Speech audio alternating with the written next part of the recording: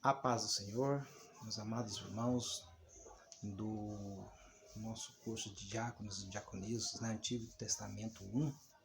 Hoje nós vamos dar continuidade aqui para nós falar sobre o livro de Deuteronômio. Deuteronômio, que nós já sabemos, tem o significado de segunda lei, né? Uma lei que nós vamos descrever, que vai dar essa segurança que Moisés vai fazer, essa repetição da lei. Nós vimos algumas coisas interessantes sobre Deuteronômio, além também da proibição do próprio Deus de Moisés entrar na terra prometida, mas que depois essa oração de Moisés foi atendida de uma maneira muito mais esplendorosa, né, que nós vemos tá lá em Mateus, no capítulo 17. Nós vamos ver também sobre as ordenanças que Deus disse para que quando entrar na terra que o Senhor, seu Deus, te der, não vai fazer conforme as práticas daqueles povos, de buscar necromante, adivinhos, feitiçarias, e quem consulte os mortos. Nós vamos ver que no decorrer da Bíblia vai mostrar que servos de Deus, que se desviaram de Deus, foram praticar essas obras e inclusive morreu por isso, né, como nós vamos ver lá em 1 Crônicas 10:13. Então, olhando sobre isso aqui, nós vamos ver também sobre as primícias da terra, que está no capítulo 26 de Deuteronômio. Deus ele instrui o povo que quando entrasse na terra prometida, o primeiro fruto da terra devia ser pego, posto num cesto e levado ao lugar aonde o Senhor, seu Deus, escolher. Quero ler aqui com vocês em Deuteronômio capítulo 26, versículo 1 a seguir, que diz assim: Ao entrar na terra que o Senhor, seu Deus, lhe dá por herança, ao possuí-la e morar nela, você deve pegar as primícias de todos os frutos que colheu da terra, que o Senhor teu Deus te deu, colocá-las num cesto e ir ao lugar que o Senhor, seu Deus, escolher para ali fazer habitar o seu nome. É interessante que nós já vimos sobre o culto, nós estudamos sobre Levítico, que todos os cultos, a ritualidade dos cultos, que nós chamamos da liturgia, né, que é o ritual que conduz ao culto, a ritualidade, a liturgia do culto, como deve ser, é Deus. Aqui, Deus está falando novamente, através de Moisés escrevendo, aqui repetindo a lei, e ele está exatamente falando o que falou lá em Levítico. É para pegar as primeiras primícias, para pôr no cesto, levar aonde o Senhor, seu Deus, escolher. O lugar do culto, a maneira do culto, como se dará o culto, é escolhido por Deus.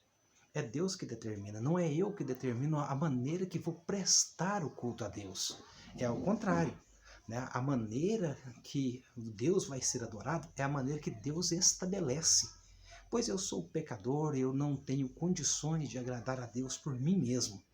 Então Deus sabe disso, Deus é ciente disso, sabe da nossa condição pecaminosa. Então Deus é que promove, que promulga, que legisla, né, que dá essa legislação dessas leis, que determina como se dará ali toda essa ritualística, essa liturgia de adorar, o que vai ser primeiro. Então no capítulo 26 Deus já começa a repetir o que ele já tinha falado lá no livro de Levítico, Moisés agora escrevendo, mostrando, conduzindo ao povo, do que eles, como eles vão fazer quando entrar na terra, quando possuir essa nova terra, a terra prometida, a terra que emana leite e mel, do qual Deus prometeu, que eles iam habitar, do que eles iam possuir essa terra.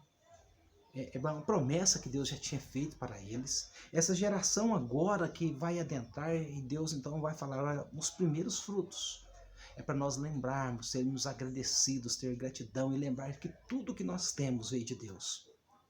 Deus só recebe de nós aquilo que Ele nos deu. Eu só posso dar a Deus aquilo que de Deus eu recebi, aquilo que vem de mim mesmo, que é do fruto da minha pecaminosidade, que é fruto da minha natureza caída, pecaminosa, depravada. Deus não recebe. Deus só recebe algo de mim, de você, aquilo que já vem dele, aquilo que ele determinou. Por isso nós temos de ser restaurados, regenerados, restabelecidos, ser nova criatura.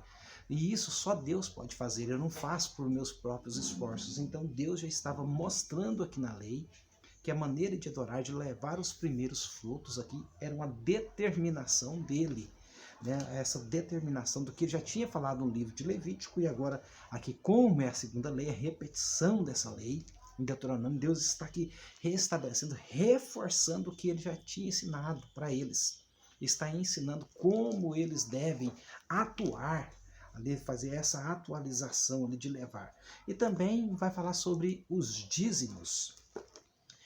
O dízimo, quando nós vamos olhar, ele é antes da lei, porque a lei veio por Moisés.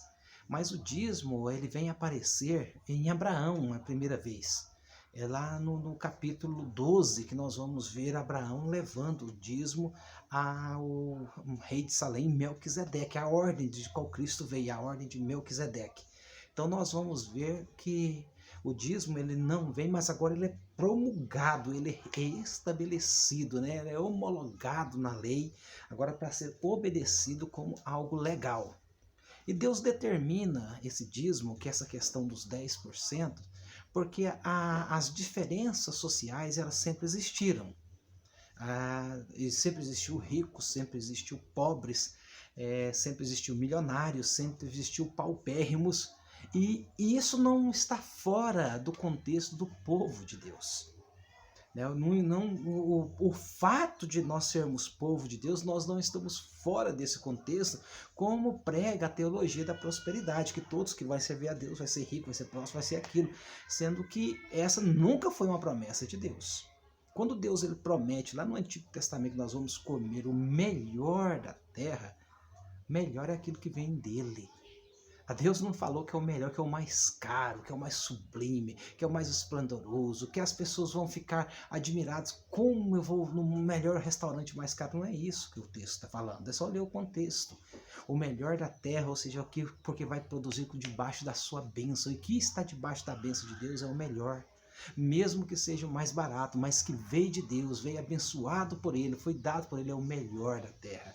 Porque veio debaixo da bênção, da sua autorização, debaixo ali do seu governo, do seu domínio. É isso que Deus estava falando para ele, não num sentido econômico, como muitos pregam distorcidamente, hoje o texto sem um contexto que vira o pretexto. Então nós vamos ver que essas desigualdades sociais, né, as diferenças sociais, elas sempre existiram. Ao ponto que o próprio Jesus falou, os pobres sempre tereis convosco. Se Jesus falou, a Bíblia diz que a palavra dele não muda, passa os céus e passa a terra, a palavra dele não passará, então sempre. E só vai mudar quando ele voltar. E aí ele levar a sua igreja, aí a igreja vai entrar no plano celestial de transformação. Aí sim nós vamos ser herdeiros de Deus e cordeiros de Cristo, e não vamos herdar todas as riquezas eternas de Deus. Aí não existirá mais pobreza, não existirá mais a desigualdade, mas nós seremos ali muito além de bilionários, de trilionários, pois nós vamos herdar ali tudo que Deus tem, né? Tudo que é eterno de Deus, nós vamos ser herdeiros de Deus e cordeiros de Cristo Jesus. Mas enquanto isso não chega, as desigualdades acontecem, que Deus estabelece o dízimo aqui exatamente, que para o pobre ele dá 10%, o rico dá 10%, o milionário dá 10%, o pobre, o paupérrimo ali, se ele vai dar 10%, até nas ofertas para levar, Deus estabeleceu diferenças, porque uns tinham uma condição de levar um cordeiro, mas tinha pessoas que não tinham, então levavam uma rolinha, levavam um pombinho. Então nós vamos ver que Deus ali, ele olha para as diferenças, mas ele determina, tanto o cordeiro como o pombinho, era a mesma maneira aceita por Deus, pois ele não, essas diferenças, essas desigualdades, a maneira de olhar diferente vem de nós, por causa da nossa natureza corrompida e pecaminosa. Mas Deus não, tudo vem dele. O homem é pó e do pó se tornará independente da sua condição.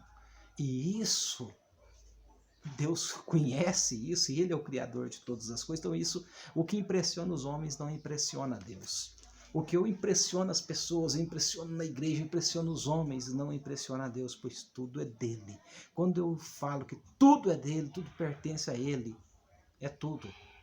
Tanto os ricos como pobres, como milionários, como paupérrimos pertencem a ele. ao ponto que ele dá vida e ele mata. É ele que sara e ele também faz a ferida. Então nós vamos ver que tudo ele está no comando e no controle de todas as coisas. E aqui ele estabelece o dízimo já do capítulo 12, exatamente no versículo 12, perdão, do capítulo 26, ele estabelece o dízimo para que ninguém dê mais que ninguém, para que ninguém se ponha mais que ninguém, mas todos independentes vão dar 10%. Então ninguém vai ficar superior a ninguém, pois todos vão dar a determinação que Deus deu. E nós vamos dar continuidade, ele exorta também sobre a obediência. A exortação da obediência está lá no versículo 16.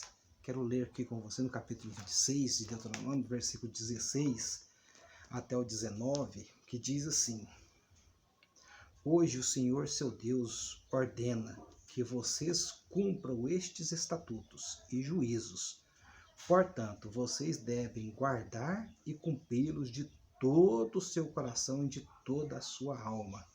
Hoje vocês declararam que o Senhor será o seu Deus e que vocês andarão nos seus caminhos, guardarão os seus estatutos e os seus mandamentos e os seus juízos, e que darão ouvidos à sua voz. E hoje o Senhor declarou que vocês serão o seu povo próprio, como ele prometeu, e vocês devem guardar todos os seus mandamentos. Assim ele vai exaltá-los em louvor, renome e glória sobre todas as nações que fez, para que você seja um povo santo ao Senhor seu Deus, como ele falou. Essa exaltação que Deus vai exaltar aqui, é exatamente, ele descreve aqui no verso 19, ser santo, ser diferente, ser separado. Viver essa vida totalmente dedicada a Deus. É exatamente isso aqui que Deus está chamando no capítulo 26.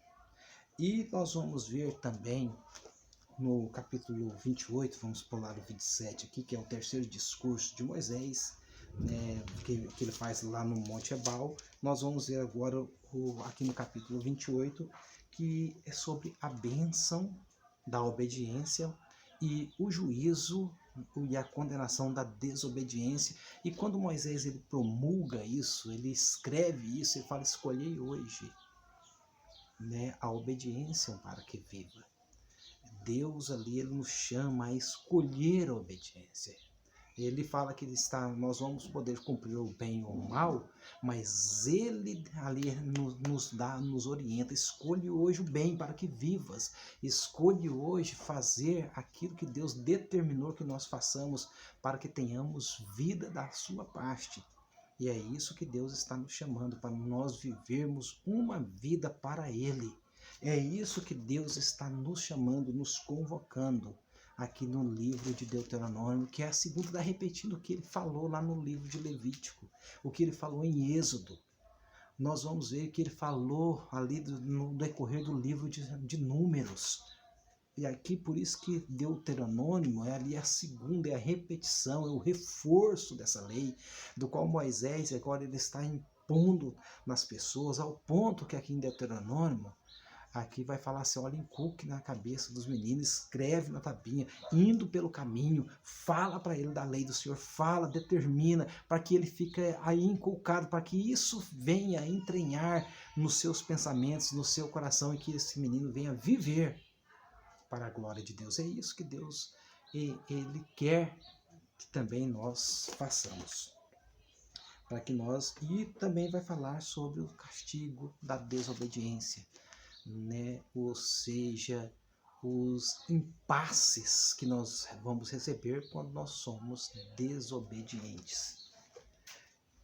Nós vamos ver então que esse livro de Deuteronômio, esse livro riquíssimo, cheio dessas maravilhas que Deus nos fala, nós vamos ver os discursos de Moisés lá no capítulo 29, que ele vai discursar, que ele vai relembrar, que ele vai reforçar esse povo a guardar as leis. Também no livro de Deuteronômio aqui vai falar sobre todos os 10 mandamentos novamente. O primeiro mandamento, né, que é o primeiro, e ele já vem em primeiro lugar exatamente por isso, de amar a Deus sobre todas as coisas, somente a Ele, prestar culto.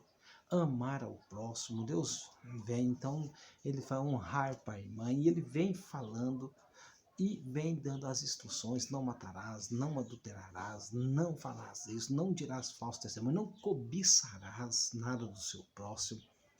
E, ou seja, Deus, agora no livro de Deuteronômio, repete esses 10 mandamentos, e o decálogo, né, que é os 10 mandamentos, ela é a lei moral de Deus. Os 10 mandamentos ele nunca passou. Se alguém falar assim que os 10 mandamentos ele não faz parte da lei mosaica, faz parte da lei moral de Deus. Por exemplo, desde a lei era proibido adulterar, é proibido até hoje, continua sendo proibido matar lá, é proibido até hoje, adorar a Deus sobre todas as coisas, foi uma ordem lá, continua sendo ordem hoje, ou seja, essa é a lei moral de Deus, ele não mudou. O decálogo não mudou. Mas interessante que no decálogo tem uma questão, talvez você pode pensar, pastor, mas tem alguma coisa no decálogo que nós não cumprimos. Que lá vai falar também para guardar o sábado que foi santificado pelo Senhor, nós não guardamos. E talvez você pergunte, e aí? Nós estamos falhando, nós estamos pecando então? Nós estamos então transgredindo essa lei? Não, ao contrário, nós estamos a cumprindo. Porque essa ordem de guardar o sábado, ela foi tão, muitas vezes, mal entendida pelos próprios judeus, mal obedecida e muitas vezes até profanada pelo povo de Israel. E muitas vezes eles guardavam esse sábado, mas não cultuavam, porque não era apenas ficar descansando, era um dia de culto, era um dia de jejum, era um dia de adoração. E ele foi tão desleixado no decorrer de toda a história que o nosso sábado agora é Cristo. Por isso que Jesus vai falar: vinde a mim, lá no capítulo 11 de Mateus, todos vós que estáis cansados e sobrecarregados, e eu vos aliviarei, darei descanso para vossas almas. Porque o sábado como dia e o melhor lugar de adorar a Deus é em Cristo. É o que ele falou para a mulher samaritana lá no capítulo 4 também de João, quando a mulher fala: olha, vocês judeus dizem que o lugar certo de adorar é lá no templo, nós adoramos aqui no Monte Gerizim. Jesus fala: mulher, a hora vem, e já chegou, em que os verdadeiros adoradores vão adorar a Deus, não é no templo em Jerusalém, aqui nem no Monte Gerizim, mas em espírito e em verdade. Deus está à procura que os tais assim. O que Jesus quis dizer para ela? Que o lugar de adoração é nele. Ou seja, se o lugar do descanso é nele, o lugar de adoração é nele, se eu estiver em Cristo, eu vou estar adorando a Deus verdadeiramente. Se eu estiver em Cristo, então eu vou estar cumprindo os desígnios de Deus, e eu vou estar no descanso de Deus, o verdadeiro sábado de Deus. Então o decálogo é a lei moral de Deus. Não foi mudado. O nosso descanso é Cristo, nosso sábado é Cristo. Ele é o nosso descanso perfeito, e nele nós prestamos o verdadeiro culto a Deus, porque Deus só pode receber o culto se primeiro ele passar em Cristo Jesus. Por isso que o próprio Jesus fala, né, eu sou o caminho, a verdade, a vida. Ninguém vem, olha bem a expressão, ninguém vem. Ele não falou ninguém vai. Se ele falasse ninguém vai, ele estaria apontando outro caminho. Ele falou, né, eu sou o caminho, ou seja, o lugar de andar, o lugar de chegar até Deus. Ele é a verdade, a que demonstra a única verdade de Deus, a absoluta verdade. Ele é a vida de Deus, a vida eterna, a vida absoluta, a vida maiúscula, a vida na eterna de Deus. Ele falou, ninguém vem ao Pai, nem para adorar, nem para estar, nem para permanecer, a não ser por mim, Jesus falando. Então isso é bom nós entendermos sobre isso, nessa riqueza. Nós vamos parar aqui no capítulo 28 de Deuteronômio, para nós entendermos como é majestoso o livro de Deuteronômio, para nós estudarmos, para nós entrarmos, entender ali como é preciosa essa repetição da lei. Isso é uma expressão do amor de Deus. Deus, ele expressa seu amor quando ele convoca Moisés para escrever agora esse livro, para promulgar novamente ali essas leis, para recapitular, para repetir, para que o povo venha andar segundo os seus preceitos, segundo os seus decretos. e eles venham cumprir todas as ordenanças de Deus. Essa é uma expressão do amor de Deus. Então, que Deus te abençoe, te dê graça, e que nós possamos também, como povo de Israel, receber graça de Deus para cumprirmos seus propósitos, seus desígnios e obedecê-lo. Deus te abençoe.